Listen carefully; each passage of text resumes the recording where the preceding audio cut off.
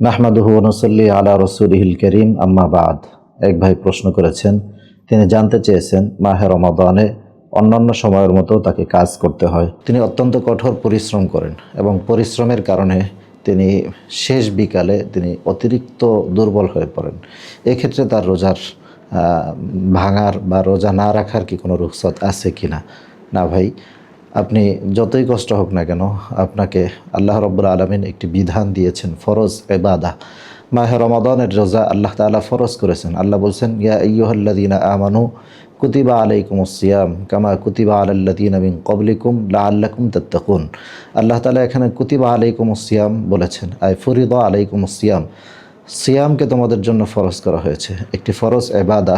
এটি আমরা জীবনের সর্বোচ্চ শক্তি দিয়ে হলেও আমাদেরকে রাখতে হবে। অতিরিক্ত কাজের কারণে যদি আপনি দুর্বল হয়ে পড়েন, তাহলে সেক্ষেত্রে আপনাকে কাজ কমিয়ে নিতে হবে।